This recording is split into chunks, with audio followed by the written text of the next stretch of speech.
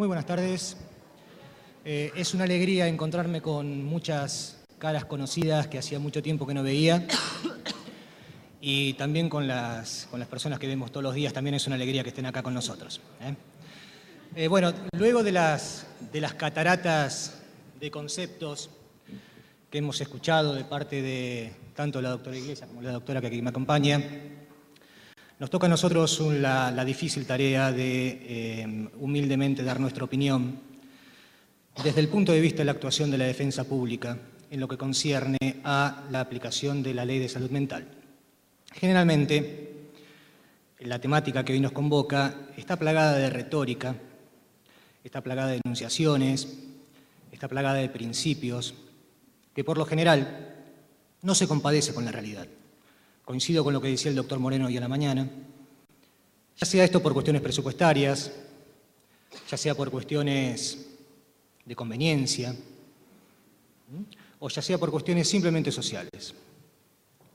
Pero bueno, dentro de este marco que hoy tenemos que analizar, tenemos que darnos cuenta que es una ley en estudio, una ley en análisis, una ley que deberemos perfeccionar, pero es la ley que tenemos, y que intentaremos enfocarla desde el punto de vista del conocimiento integral y la armonización de esta ley en conjunto con otras disposiciones que hoy existen. Lo bueno que tienen estas jornadas es que no siempre debemos estar de acuerdo en muchos de los conceptos que vamos virtiendo en cada una de las conversaciones que tenemos, de las charlas que tenemos. Yo recibo con beneplácito la celebración de estas jornadas de trabajo, de estas jornadas de reflexión, porque en principio, y aunque más no sea mínimamente, nos otorga a nosotros la aplicación práctica de una imposición que se encuentra prevista en el artículo 13.2 de la Convención Internacional de los Derechos de las Personas con Discapacidad, y esto es la de perfeccionarnos, la de instruirnos y la de capacitarnos en esta materia para poder actuar cada uno en su ámbito y cada uno en sus funciones de la mejor manera posible.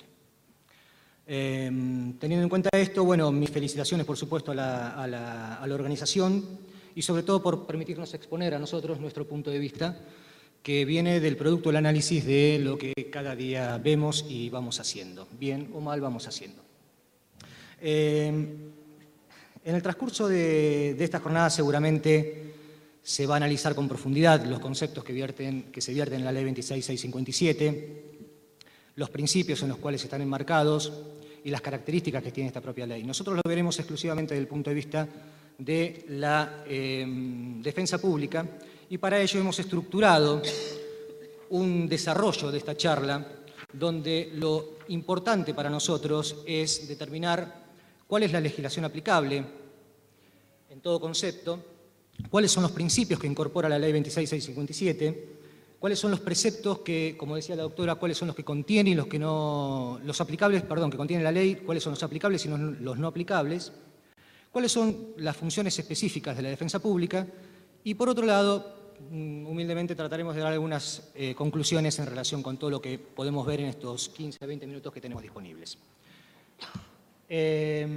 Por una cuestión meramente didáctica, estructuramos la normativa aplicable en normativa internacional, en la normativa nacional y en la normativa internacional, pero solamente con esa arbitrariedad de lo didáctico. Dentro de la normativa internacional, hoy a la mañana se analizó con toda claridad las reglas de Brasilia sobre el acceso a la justicia de las personas en condiciones de vulnerabilidad, los principios de Brasilia rectores para el desarrollo de la atención en salud mental de las Américas, los principios de Naciones Unidas para la protección de los enfermos mentales, para el mejoramiento de la atención de la salud mental, especialmente la resolución 46-119 de la Asamblea General de las Naciones Unidas y la Declaración de Caracas de la Organización Panamericana de la Salud. Estas están mencionadas e incorporadas en la Ley 26657 y sorprendentemente no incorpora y no menciona, aunque no dejan de ser aplicables por esa circunstancia, muy claramente lo decía el doctor Moreno, la Convención Interamericana para la Eliminación de todas formas de discriminación contra las personas de discapacidad, que ha sido incorporada a la legislación interna por la Ley 25280, como asimismo la Convención Internacional sobre los Derechos de las Personas con Discapacidad, incorporadas a la legislación nacional por la Ley 26378. Dentro de la normativa nacional nos encontramos con nuestro querido y a veces pisoteado Código Civil, donde encontramos muchas normas que también se ha aclarado en el día de hoy, entran en contradicción con lo dispuesto en el artículo 152 ter de esta Ley de Salud Mental. Referíamos recién la Ley 25.280, que incorpora la Convención Interamericana, que recién mencionamos, la Ley 26.378, que incorpora la Convención Internacional sobre los Derechos de las Personas con Discapacidad. Algo muy importante para nosotros es, para analizar y coordinar todas estas legislaciones que tenemos a mano, es la Ley 26.413 del Registro de las Modificaciones y Estado Civil de las Personas en cuanto a la necesidad de publicación de las modificaciones del Estado Civil de cada uno de nosotros. La Ley 26.519, que mencionaba también la doctora, que son la de los derechos de los pacientes, y la Ley 26.657 de Salud Mental, que es la que hoy nos convoca, que derogó la Ley 22.914. Mencionamos solamente la legislación aplicable referente exclusivamente a la temática de salud mental. Por supuesto que obviamos los tratados incorporados constitucionalmente a través del artículo 75 y 22 de la Constitución y los referidos en las normas constitucionales tanto nacional como provincial. Dentro de las normas provinciales no podemos dejar de soslayar las referencias a los artículos 618 a 633 del Código Procesal Civil y Comercial, el decreto ley 7967, que nos ha acompañado durante muchísimos años, es un decreto ley del año 72 y que lo hemos aplicado, y los acuerdos, las acordadas 1989 y 1990, que regulan no solamente el funcionamiento de las curadurías oficiales, sino también que imponen algunas obligaciones y funciones tanto a los asesores de incapaces como a los defensores oficiales y también a los jueces. Y la ley del Ministerio Público me dice acá la González Ferrari, parece que no se me enoja. Bueno, la ley del Ministerio Público también. Con toda esta normativa, debemos detallar también cuáles, a nuestro criterio, son aquellos principios que incorpora la Ley 26.657. No quiero entrar en la polémica de la filosofía que impregna a la sanción de esta ley, pero tampoco podemos dejar de mencionar que, evidentemente, se enrola en una corriente que no ve muy bien el modelo psiquiátrico ni el modelo judicial que ha acompañado al modelo psiquiátrico, como lo decían mis antecesores. Muchos de los conceptos que seguramente se vertirán en estas jornadas dan fe de eso. Y en virtud de esa filosofía se incorporan, a mi entender, principios fundamentales como son, en primer lugar, la protección de los derechos humanos, de los cuales hablaba hoy el doctor Coriolano, y el goce efectivo de los derechos humanos, de esos derechos humanos. Claramente, esto está referenciado en la definición de salud mental que da el artículo 3 de la Ley 26.657, cuando lo define como un proceso determinado por componentes históricos, socioeconómicos, culturales, biológicos, psicológicos, cuya preservación y mejoramiento implica una dinámica de construcción social vinculada precisamente a la concreción de los derechos humanos y sociales de toda persona. Otro de los principios que nosotros creemos relevantes son todos aquellos contenidos en la normativa internacional que vinimos citando hasta ahora, entre ellos el acceso efectivo a la justicia. Disculpen lo rápido de todo esto, pero no tenemos mucho tiempo. El acceso efectivo a la justicia, ya previstos en la regla de Brasilia, el respeto de las garantías judiciales básicas, entre ellas la defensa técnica, la representación, el consentimiento informado, que ya se encontraban contempladas en la resolución 46.119 de las Naciones Unidas. Un principio muy importante, que es la mejor atención comunitaria posible de la salud mental a través del proceso de desmanicomialización, que ya estaba prevista en la Declaración de Caracas de 1990, y el mantenimiento de los derechos civiles, políticos, económicos y sociales, en tanto ello sea posible. Nunca nos tenemos que olvidar de esto. Principios muy claros también incorporados son la clara diferenciación entre las internaciones voluntarias e involuntarias. Recuerdo que hemos tenido algunas charlas hace unos cuantos años con la doctora Iglesias, los cuales, quien me ha enseñado en muchísimos aspectos. Nosotros planteábamos la necesidad de que no todas las internaciones deberían ser denunciadas. Aquellas internaciones donde alguien voluntariamente se somete a este proceso, como alguien voluntariamente se somete a cualquier otro tipo de tratamiento médico, no tenía por qué tener la injerencia del Poder Judicial. Me decía por aquel entonces, y hace muchos años, la doctora Iglesias, que nosotros, creo que hoy lo esbozó también, nosotros podemos saber cuándo una persona ingresa voluntariamente, pero nunca podemos definir cuándo egresa voluntariamente. por la invasión en los tratamientos, por las formas en que son tratados cada uno de los pacientes. Por lo tanto, esta diferenciación entre las internaciones voluntarias e involuntarias, nosotros la aplaudimos y tienen un régimen especial que, bueno, lo analizaremos seguramente en cada uno de los talleres. Pero es uno de los puntos, uno de los principios incorporados realmente de trascendencia.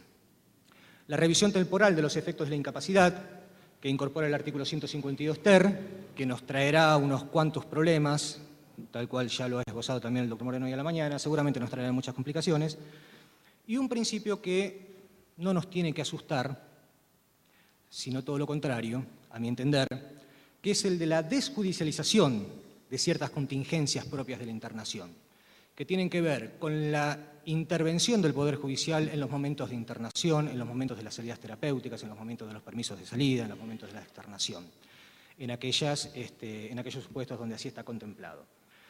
¿Por qué digo que no nos tiene que asustar esto? Nosotros siempre hemos utilizado desde hace muchísimo tiempo la Ley 7967 de la Provincia de Buenos Aires como caballito de batalla en cada una de nuestras presentaciones y debemos recordar que este decreto ley, que es del año 72, lamentablemente no tenemos exposición de motivos por tratarse precisamente de un decreto ley, pero que ha servido como un sistema de denuncia de localización de personas en determinado momento histórico a través del funcionamiento del Poder Judicial. Por supuesto que hoy tenemos otro Poder Judicial, tenemos un Poder Judicial de la democracia, tenemos un Poder Judicial de los derechos humanos, pero la normativa sigue siendo la misma. Siempre hablamos con nuestros colaboradores en la defensa que a mí denme el peor sistema, pero denme los mejores operadores y vamos a hacer un buen sistema. Si tenemos un buen sistema y malos operadores, seguramente las cosas van a salir mal. Esta desjudicialización, por lo tanto, no nos tiene que preocupar demasiado y me parece muy bien que sea incorporada en la Ley 2657. Quiero mencionar claramente, en forma sintética, los preceptos que a mi entender resultan aplicables y cuáles no aplicables en la nueva Ley de Salud Mental. Acá en unos aspectos discrepo un poquito con la doctora, porque yo entiendo que lo bueno que tiene esto es eso, ¿no?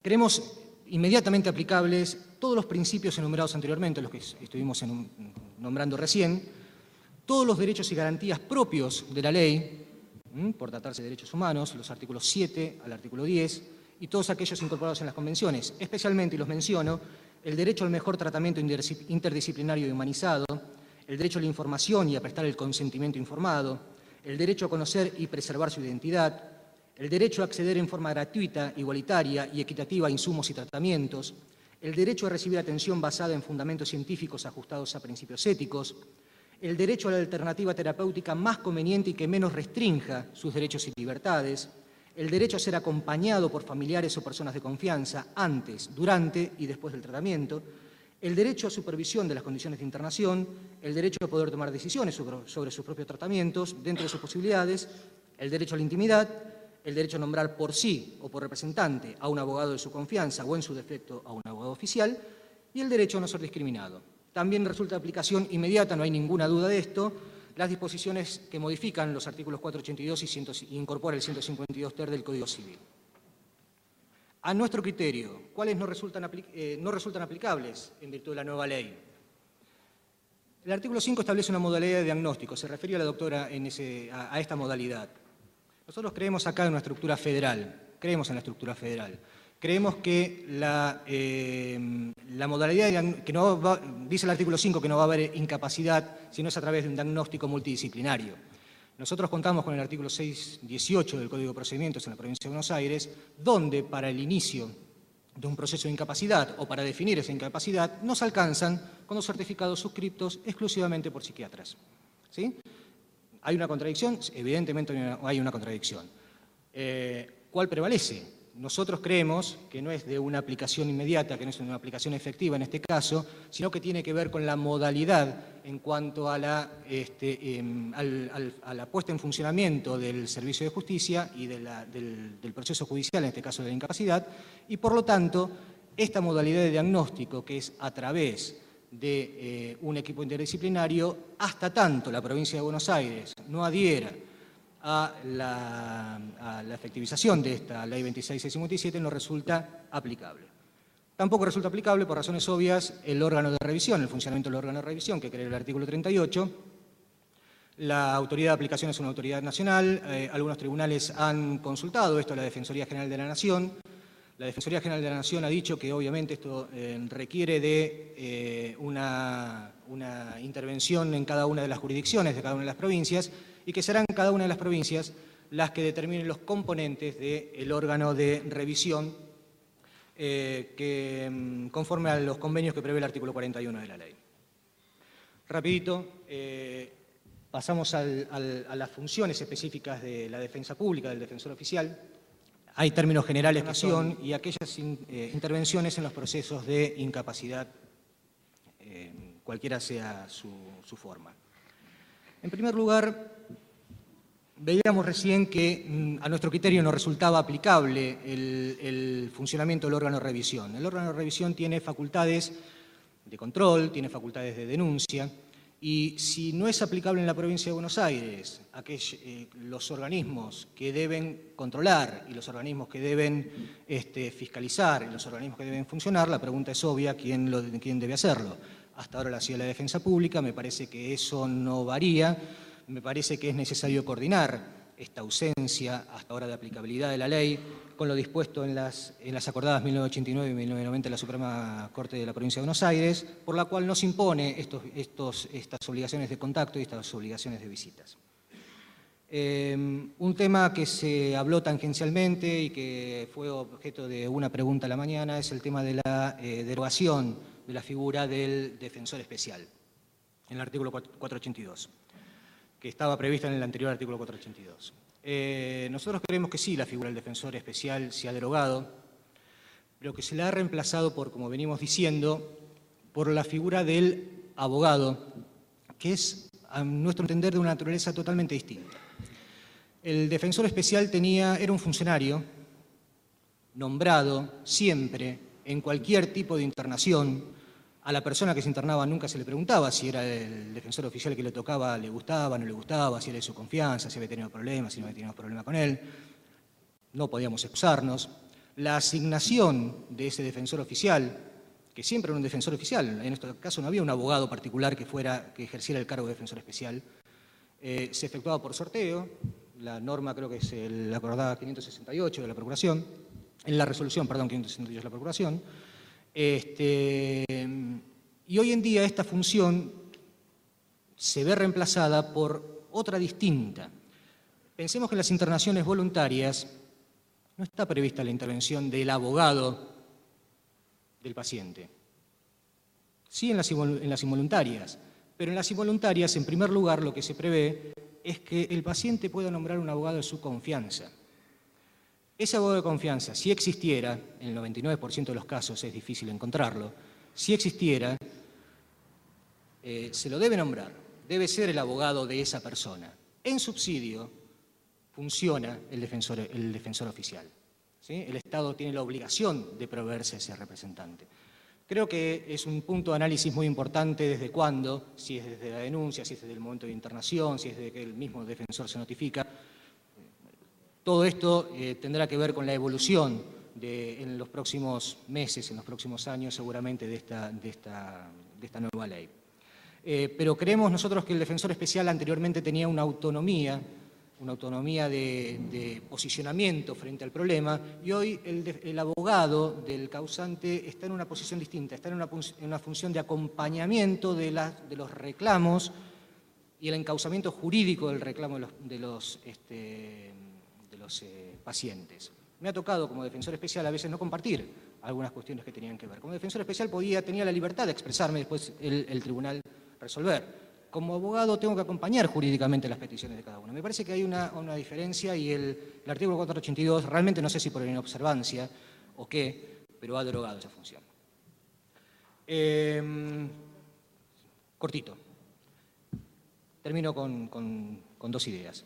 En los procesos de incapacidad, cuando actuamos como curadores provisorios, me parece que, se mantiene incólume, por supuesto, la defensa de la capacidad del causante, como era antes y como seguirá siendo, pero tenemos que tener muchísimo cuidado en el contralor de los efectos de la sentencia. Esto que muy bien decía el doctor Moreno a la mañana, de la incorporación del artículo 152 ter del Código Civil, porque entra en abierta contradicción con el sistema de capacidad, y no solamente con el sistema de capacidad, sino con el sistema de nulidades y con el sistema de representación de las personas que puedan ser declaradas incapaces. La regla general hasta ahora era la incapacidad absoluta, con la posibilidad y la potestad de los jueces de poder limitar esa incapacidad y enunciar cuáles eran aquellos actos en los cuales la persona podía desempeñar. Actos civiles, actos de relación, actos de administración, o los que la sentencia valorara o el señor juez valorara al momento de dictar sentencia. Hoy en día la situación es distinta. El artículo 152 ter nos da una noción de capacidad genérica con limitación de ciertos actos en especial. El problema que se nos va a plantear es la oponibilidad de estos actos. ¿Cómo inscribimos en un registro un sistema de capacidad? Es muy difícil. La ley, que hablamos de estado y capacidad de las personas, nos impone la obligación de inscribir las modificaciones sobre la capacidad de las personas. En este caso es muy difícil.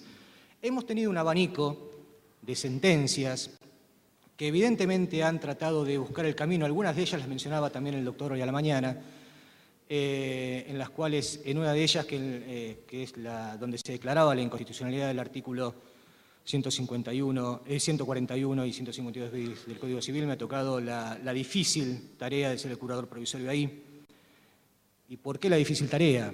Porque hay conceptos que hemos conversado mucho en nuestra Defensoría, lo hemos puesto en debate en nuestra propia Defensoría, hasta dónde llegaban nuestras propias funciones.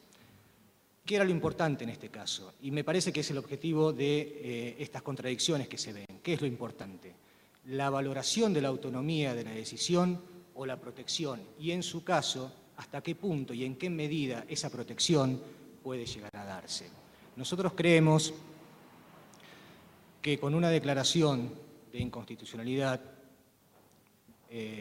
no solucionamos el problema, no le damos la protección que queremos darle. Yo valoro el esfuerzo por el reconocimiento que se hace de las capacidades de las personas. Creo que quienes me conocen lo saben, lo valoro, pero me parece que es necesario encuadrarlo en determinados parámetros dentro de lo que a nosotros nos ha tocado en esta vida, que es el mundo del derecho. Para sacarle una duda que quedó hoy a la mañana, hemos planteado el recurso de inaplicabilidad de ley, estará a consideración de la Suprema Corte seguramente en los próximos meses, y bueno, veremos. Creo que en todo esto, como bien se dice, ¿no? se van armando senderos, se van haciendo camino a medida que vamos andando. Hay situaciones que muchas veces no podemos manejar. Lo último, pequeñas conclusiones solamente. Creo que tenemos los instrumentos legales adecuados. La legislación está, los tratados internacionales los tenemos, las convenciones las tenemos, me parece que hay que aplicarlas. Nos genera muchísimas dudas la capacidad de implementación de las medidas de desmanicomialización y de la atención generalizada en los centros de atención pública. Comparto las mismas preocupaciones de los disertantes anteriores. Tenemos una obligación de armonizar. Creo que en virtud de interpretaciones, en algunos casos serán jurídicas, en otros casos serán de situaciones concretas, de necesidades concretas, pero sí la necesidad de armonizar las contradicciones, las flagrantes contradicciones que existen entre el ordenamiento del Código Civil, el ordenamiento que impone el nuevo artículo 152 ter de la Ley de Salud Mental y fundamentalmente el régimen de nulidades y el régimen de registración que es también legislación vigente. Y por último, bueno, la necesidad por parte de la defensa pública, como siempre ha sido, la de contralor especial de los efectos de los efectos de la sentencia, tanto sea de incapacidad como de inhabilitación. No hay mucho más. Les agradezco muchísimo la atención en este corto tiempo y bueno, muchas gracias por escucharnos. Gracias.